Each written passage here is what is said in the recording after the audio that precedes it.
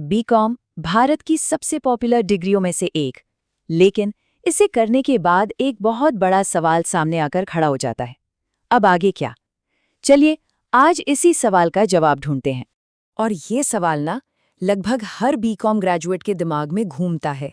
इतने सारे ऑप्शंस जो हैं कि सही रास्ता चुनना सच में काफी मुश्किल हो सकता है। तो सबसे पहले एक छोटा सा रिकैप कर लेते हैं।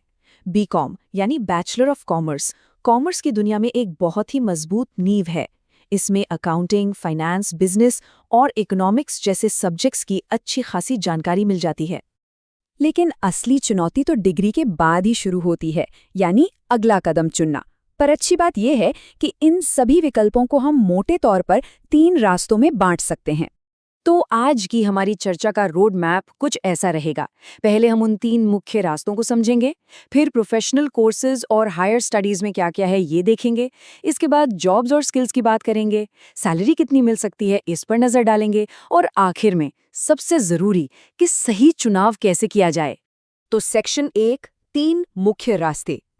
चलिए सबसे पहले एक ओवरव्यू लेते हैं कि बीकॉम के बाद वो 3 बड़े रास्ते कौन से हैं। तो ये 3 रास्ते हैं। पहला, कोई प्रोफेशनल कोर्स करना, मतलब किसी खास फील्ड में स्पेशलाइजेशन हासिल करना।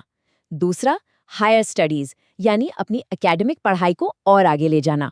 और तीसरा रास्ता है सीधे जॉब मार्केट में एंट्री करना और काम के साथ साथ नई स्किल्स सीखना।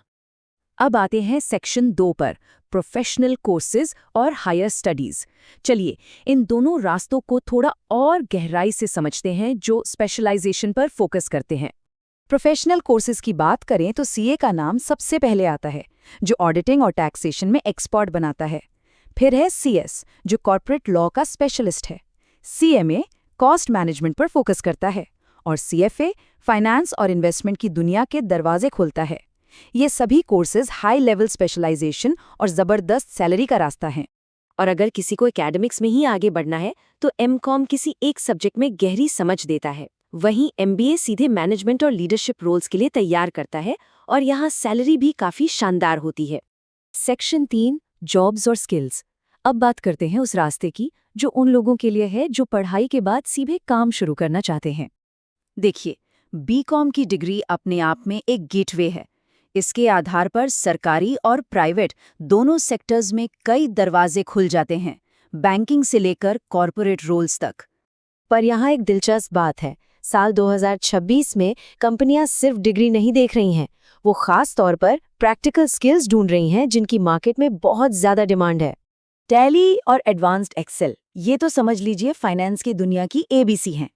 लेकिन आज के डिजिटल दौर में कंपनियों को ऐसे लोग चाहिए जो डिजिटल मार्केटिंग जानते हों और डेटा एनालिसिस कर सकें, ताकि बेहतर बिजनेस डिसीजन लिए जा सकें। सच कहूं तो ये स्किल्स बीकॉम की डिग्री को सुपरचार्ज कर देते हैं। सेक्शन 4, सैलरी की उम्मीदें। चलिए अब सबसे जरूरी बात करते हैं, पैसा। देखते हैं कि इन अलग अलग रास्तों पर चलकर कमाई की कितनी उम्मीद की जा सकती है।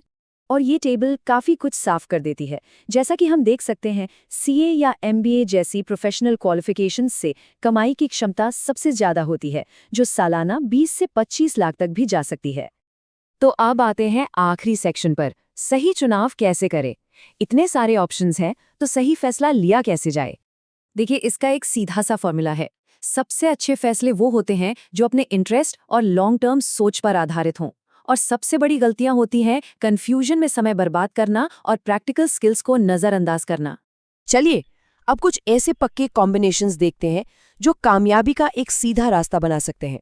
ये कॉम्बिनेशंस बिल्कुल साफ और सफल करियर पाथ दिखाते हैं। चाहे मकसद मैनेजर बनना हो, सरकारी नौकरी पानी हो, या फिर फ्रीलांसिंग की आज़ादी चाहिए हो, हर किसी के लिए एक रास्ता है। तो कुल मिलाकर बात यह है कि बीकॉम के बाद मौकों की कोई कमी नहीं है। कामयाबी इस बात पर निर्भर करती है कि अपनी एम्बिशंस को सही स्किल्स और क्वालिफिकेशन के साथ कैसे मिलाया जाता है। सवाल ये नहीं है कि सबसे अच्छा रास्ता कौन सा है, सवाल ये है कि किसी के लिए सबसे सही रास्ता कौन सा है।